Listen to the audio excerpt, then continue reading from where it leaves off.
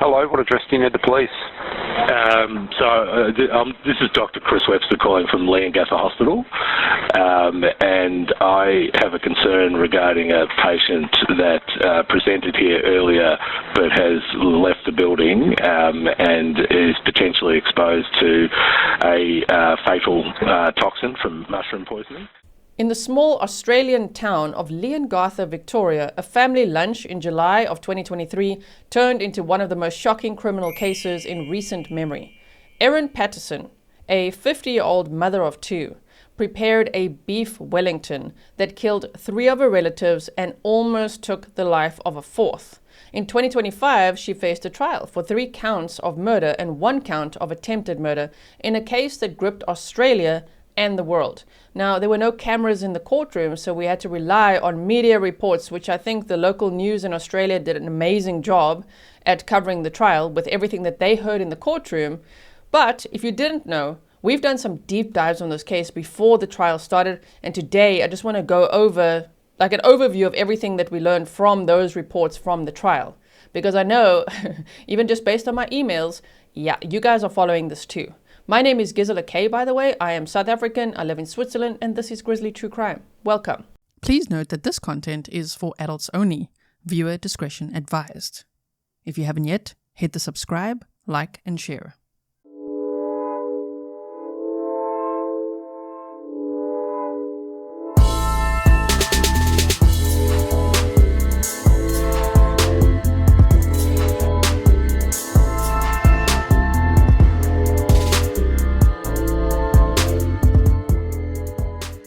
So the big question was this a tragic accident as Erin claimed, or was this a calculated act of poisoning relatives?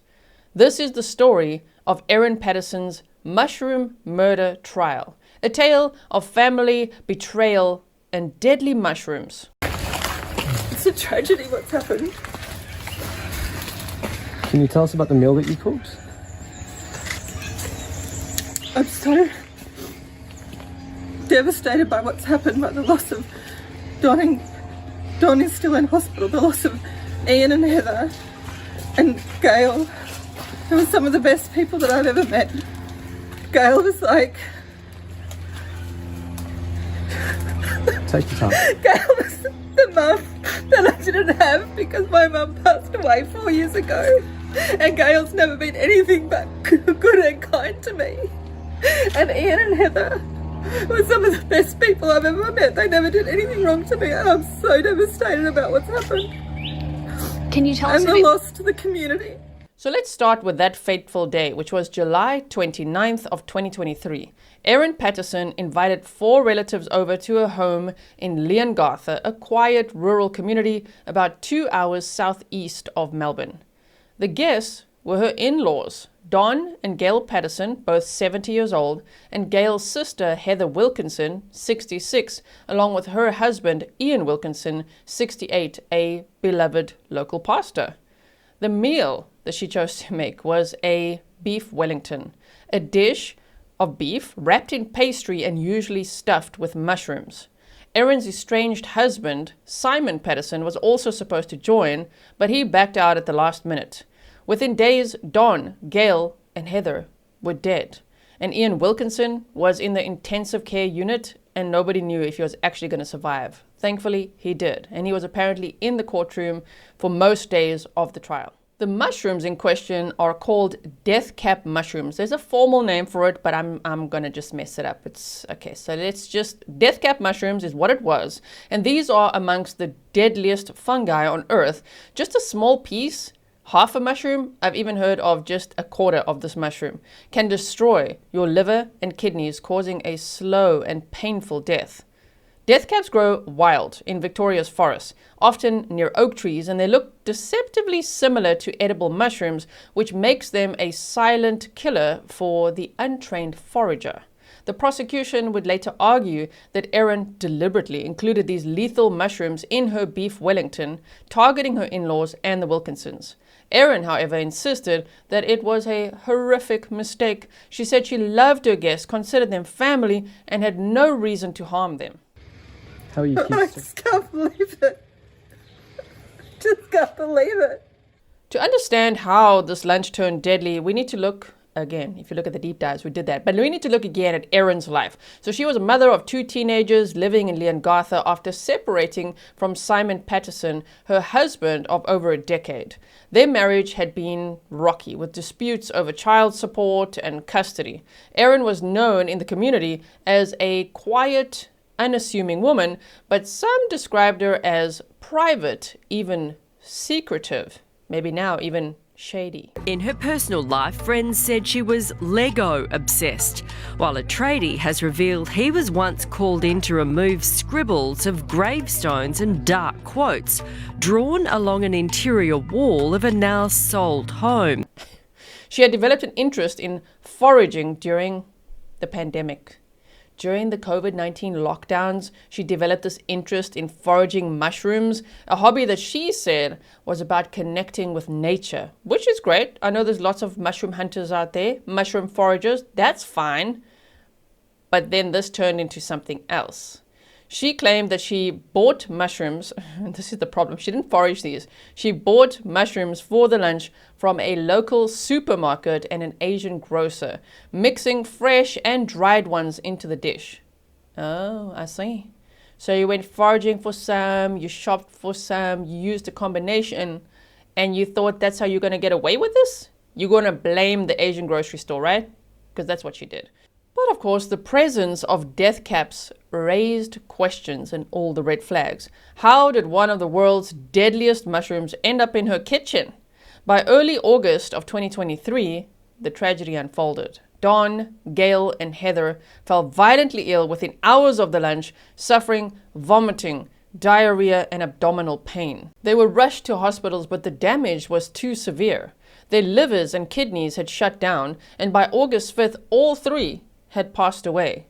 Ian Wilkinson, the 4th guest, was in critical condition, placed on dialysis and awaiting a liver transplant. Doctors fought really hard to save him, and miraculously, he pulled through after weeks in intensive care. The small town of Leongatha was reeling. How could a family meal lead to such devastation? Oh, and Erin put on all the waterworks for the cameras. Police quickly zeroed in on the beef Wellington. Forensic tests confirmed that death cap mushrooms were in the leftovers, pinpointing the dish to the source of the poison. We can now bring you, for the first time, evidence that was shown to the jury. These exhibits have just been released. It includes Erin at hospital in the days after the deadly meal where she killed her guests. It was there she discharged herself against medical advice. It also includes medical staff taking photos of the leftovers of the poisoned beef Wellingtons. We're also seeing CCTV of a service station where the mother of 2 went to the toilet for 9 seconds despite claiming she had diarrhea. Erin became the focus, prime suspect of the investigation. She told detectives that she used a combination of button mushrooms from a supermarket and dried mushrooms from an Asian grocer, but she denied knowingly including death caps. Here's a side note, I'm very allergic to button mushrooms. Anyone else out there got any mushroom allergies? Oh man. But in this case, death caps, oh my goodness, those, just as they said, half could do such damage that it could be fatal to a person. So yeah, her stuffing death cap mushrooms in this dish, wow, that's actually really sadistic, even if you hear what happens to people if they consume this, right? So her story started to crumble when police uncovered a key piece of evidence. And let me know, if you watch my previous coverage, you remember what the key piece of evidence was? A food dehydrator used to dry mushrooms dumped at a local tip, which that's the word in Australia for like a local waste disposal or dump site, shortly after the deaths. Erin's fingerprints were on this food dehydrator, suggesting that she tried to get rid of incriminating evidence. I think so too. When did you own a dehydrator? About 8 or 9 years ago. Okay. What did you use that for? Like when I first got the Thermomix, I got really excited about making everything from scratch, and I did get a lot of, like everything from scratch, ingredients, and I did a lot of that. So we'll have something like that. Then the police found something else. Erin's phone data placed her at a location in Victoria known for death cap mushrooms, documented on an app that she had called the iNaturalist app, a platform where users actually log sightings of plants and fungi. But was she foraging there or not? Obviously she had a story and she said, no, not recently. Okay, I think that's part of the circumstantial evidence though, if not direct, like you were there foraging where death cap mushrooms are. On November 2nd of 2023, police arrested Erin Patterson at her Leongatha home. Remember that day? Oh my word. She was charged with 3 counts of murder for the deaths of Don, Gail, and Heather, and 1 count of attempted murder for Ian's poisoning. The case exploded in the media, earning the nickname the Mushroom Murder Trial. News outlets like ABC, The Guardian, The Herald Sun ran daily updates, and a podcast called Mushroom Case Daily became a hit, dissecting every detail. And don't we just love that? When we get as many details as possible. Australians were fascinated and obviously horrified.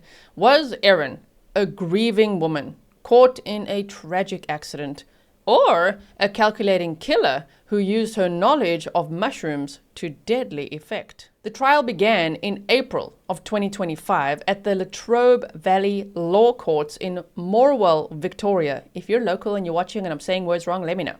About 40 minutes from Leongatha. It lasted 10 weeks. It was a long trial, presided over by Justice Christopher Beale, a seasoned judge known for his thorough approach. Over 50 witnesses took the stand, including forensic experts, police investigators, family members, and Ian Wilkinson, the sole survivor. The prosecution, led by Nanette Rogers, a sharp and experienced prosecutor, built a case around Erin's actions and lies. They argued that she deliberately poisoned her guests, that she used her familiarity with mushrooms to select the deadly death caps. The defense, led by Colin Mandy, countered that Erin was no murderer, that she was a flawed but innocent woman who made a terrible mistake. The prosecution's case rested on what they called Erin's 4 deceptions. First, they pointed to a lie about cancer. Erin had invited her guests to lunch, claiming that she needed to discuss her health. We didn't know that before the trial started, that's how she actually lured them there. She invited them over, saying she needed to discuss her health, specifically a cancer diagnosis. Oh my goodness, that's very premeditated, very calculated, because guess what? During police interviews, she admitted that this was false. She never had cancer. The prosecution said that this lie was a ploy to lure Don, Gail, Heather, and Ian to a home, setting the stage for the poisoning. You know, these types of killers really piss me off. These ones that prey on people's empathy, when they play the victim and they get people to come over and feel sorry for them, and then they do the most sadistic thing. Doesn't that just piss you off so much? I mean, we've looked at a lot of cases. There's a lot of types of killers, but these ones particularly, oh my word, they really make me mad. Second, they highlighted how Erin served herself a different portion of beef Wellington, one that tests later showed was free. Oh wow, so even though you made this whole mix of mushrooms in this beef Wellington, your one, the one that you consumed, was free of any death cap toxins. This, they argued, proved that she controlled who got the poison and protected herself. Third, Erin claimed that she suffered symptoms like diarrhea after lunch, suggesting that she ate the same meal, but medical tests found no trace of death cap toxins in her system, undermining her story. Finally, the prosecution focused on her cover-up attempts. She lied about foraging, denied owning the dumped dehydrator, and only admitted to disposing of it when confronted with her fingerprints. Her phone data showed her at a death cap site, further eroded her credibility. The defense had a different take. Erin's lawyer, Colin Mandy, argued that the case was built on circumstantial evidence, not proof of intent. Erin admitted to foraging mushrooms during the COVID-19 lockdowns, a time when she was isolated and exploring new hobbies. Yeah, she said that she had mistakenly picked, oh, now the story changed. See, remember she got it from the grocery store? Then she said she had mistakenly picked death caps, thinking they were edible, and mixed them into the dried mushrooms that she used for the lunch. Her lies, the defense claimed, were not evidence of guilt, but of panic. Oh, the panic excuse.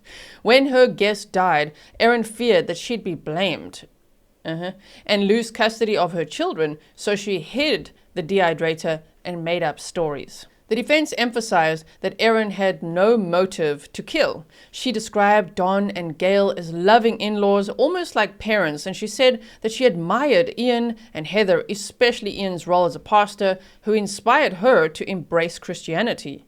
Why, the defense asked, why would she want to harm people that she cared about? The trial's evidence was a mix of science, testimony, and Erin's own words, which I think her own words were the ones that counted the most against her, right?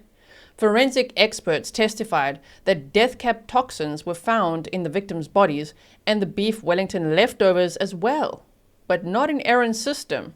This supported the prosecution's claim that she avoided poisoning herself, that she deliberately did that.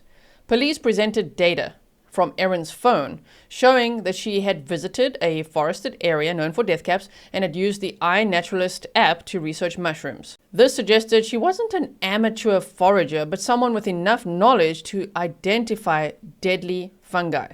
The dumped dehydrator with the fingerprints on it was another piece of damning evidence, I'm sure, for the jury. They're like, yeah, remember that? Because why would she dispose of that at all if it wasn't something that could be incriminating? Ian Wilkinson's testimony was one of the trial's most emotional moments. As the sole survivor, he lived to tell on Erin. He said that he remembered her being all secretive about her pantry, which is where she kept all her mushrooms, and that he also noted that she served her own portion of beef Wellington differently. He said he couldn't quite remember why, but he did remember that she had a different colored plate, like she had actually color-coded this lunch and the plates and her portion. Sole survivor Ian Wilkinson revealed guests had been served individual beef Wellingtons on large grey plates, while Ms Patterson ate from a smaller, lighter coloured plate. Within 12 hours, the diners fell ill. 3 would never recover. Don, Gail and Heather died of multiple organ failure. Ian Wilkinson somehow survived and spent months in recovery. He spoke about the pain of losing his wife Heather and his sister-in-law Gail and the long road to recovery after his own near-death experience. Ian's quiet strength moved the courtroom, and his presence underscored the human toll of the case. Erin took the stand in her own defense. Whoa, she actually took the stand. A risky move that showed her desperation to be believed. Oh my word, I wish they had cameras in the courtroom for that. She spoke through tears. Did they see tears though? Real tears? Crocodile tears? What are we talking about? She spoke through tears, describing her life as a struggling mother, her low self-esteem after the traumatic childbirth, and her turn to Christianity. See, she's the victim. Oh my word, these people, they just annoy me. Inspired by Ian's sermons. She admitted lying about the dehydrator and foraging, saying that she panicked when her guest died, terrified that she'd lose her children. She insisted that she never meant to harm anyone, saying that she ate the same meal as her guests and was horrified when they got sick. But her credibility took a hit when she couldn't explain the cancer lie or why her phone placed her at a death cap site. Her emotional testimony painted a picture of a woman overwhelmed. It sounds a lot like her media interviews that we saw, right? But the jury had to decide if her tears were genuine or an act. Simon Patterson, Erin's estranged husband, also testified. That must have made her nervous. And he was shedding light on their troubled marriage, describing arguments over child support and custody, suggesting that there was tension in the family. However, he didn't believe that Erin was capable of deliberate murder, saying that she was a devoted mother despite their personal conflicts. Erin's 2 teenage children, through pre-recorded interviews, added another layer. They said that they ate leftovers from the beef Wellington a day later and they didn't get sick, which the defense used to argue that, see, Erin didn't intend to poison anyone. If the dish was uniformly toxic, why were the kids unaffected? The prosecution countered that Erin could have prepared the leftovers differently or that the poison wasn't evenly distributed in the dish. Now, this trial wasn't just about the evidence. It was a media spectacle. Every day, reporters packed the courtroom and updates flooded newsstands and social media. The Mushroom Case Daily podcast broke down testimony, while outlets like ABC and The Guardian analyzed the legal strategies. Public opinion was split. Some saw Erin as a monster who poisoned her family for reasons unknown. Others believed that she was a flawed but innocent woman, caught in a nightmare of her own making. This case tapped into universal fears: the safety of the food we eat, the trust that we place in family, and the fine line between an accident and intent. As the trial neared its end, both sides obviously made their push. And here we went for the closing arguments. And still then, the jury deliberated for quite some time. We're going to get to that. But everybody was wondering how this would be. Would justice be served? Was this an accident? Was this intentional? I think public opinion is still split, as we sometimes see, right? Even after the verdict has been reached. In closing arguments, the prosecution called Erin's actions lies upon lies. They argued deceptions about cancer, her illness, the dehydrator, the foraging, proving that she knowingly used death caps to kill her guests. They didn't need to prove a motive, they said, only that her actions showed intent. The defense fought back, and from what I read on social media, what they said really stuck with people. They said that lies don't equal murder. That yes, she lied about all these things, but it doesn't mean that she intended to kill her relatives. They pointed to the lack of a clear reason for Erin to kill, emphasizing her love for her in-laws and her panic-driven mistakes. They urged the jury to see her as a human, not a villain who made a tragic error with catastrophic consequences. Justice Christopher Beale gave the jury a 365-page charge. Like, holy crap. When we watched the trial in Tennessee, we saw I believe it was Judge Don Ash, who says, be a lighthouse, not a tank, right? And he's inspired us to have the little lighthouse emojis and all of that. Yeah, that was like 100-page charge and jury instructions document that he read. This was 365 pages. Oh my word. They said a detailed guide to the law and the evidence that took 6 days to deliver. Whoa. He reminded them to focus on facts, not the media frenzy, and clarified that they didn't need to find a motive to convict. If they believed beyond a reasonable doubt that Erin intentionally used death caps to kill, then they should find her guilty. If they thought that this could have been an accident, or if doubt remained, then they should acquit. The jury deliberated for 6.5 days, a tense period that kept Leongatha and the nation and the world on edge. I was on edge. Were you on edge? I was waiting the whole time like, the jury's still deliberating? They're still deliberating? Damn. Okay, so on July 7th of 2025, they returned with a unanimous verdict. And before I even read what it was, I was like, oh my word, what is it going to be? And guess what? Guilty on all charges. Good evening. Erin Patterson is tonight a convicted mass murderer after a jury found her guilty on 3 counts of murder and 1 of attempted murder in the wake of that notorious mushroom lunch. Now, for the first time, we can show you the evidence that convinced those jurors, from damning CCTV to a desperate 000 call. Mushroom poisoning, you said? Yeah, so there were 5 people that ate a meal on Saturday, and 2 of them are in intensive care at Dandenong Hospital. 2 have just been transferred from Leongatha Hospital to Dandenong Hospital, and Erin presented this morning with symptoms of poisoning. Bear with me.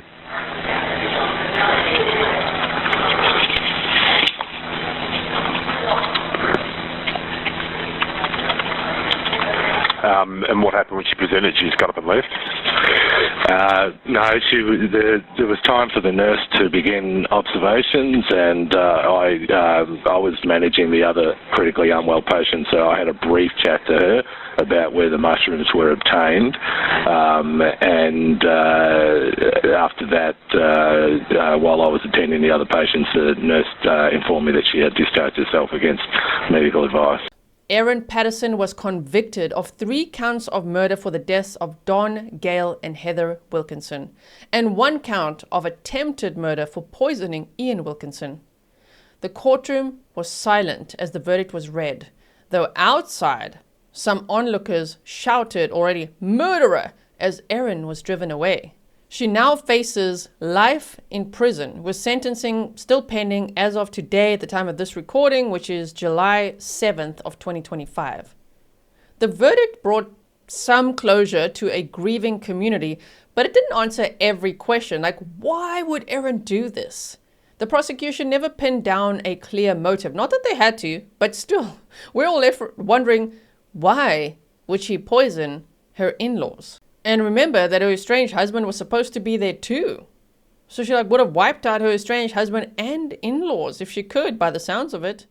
Some speculated that it was over family disputes, that perhaps resentment over her separation from Simon or financial pressures, but there was no evidence to confirm this.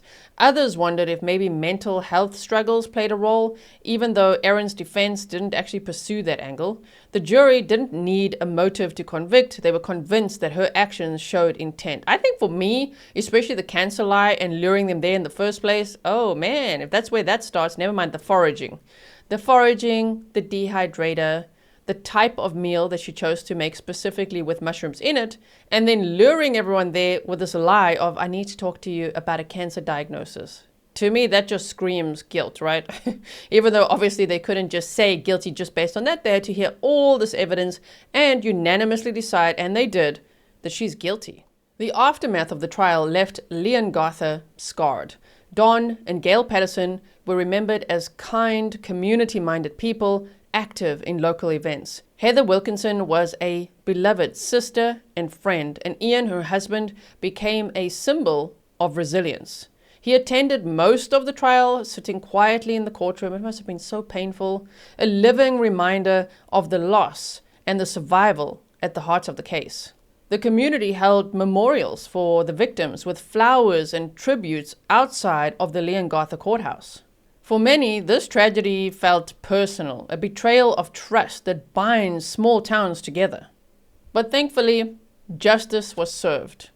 And Erin is now waiting for her sentencing, which could, as we know, mean life behind bars. She was in fact accused by a fellow inmate of tampering with their food, and the inmate claimed she was in fact ill because of that. Now, there was an investigation. We are unclear what actually happened with that investigation. But during the investigation, it was also reported by the Herald Sun that she was put in a place called the Slot, which is a hard lockdown area, and she was there in solitary confinement for 22 hours a day, Mike. Her children, still teenagers, face an uncertain future, grappling with their mother's conviction. This must be so terrible for them, and I hope that they'll be okay. Simon Patterson has actually stayed out of the spotlight since the trial, focusing on supporting his kids. Ian Wilkinson, now recovering, has spoken a little bit publicly, but his presence in court showed his commitment to seeking justice for his wife and family. The Erin Patterson case is a chilling reminder of just how quickly trust can unravel. A single meal prepared by someone close became a weapon.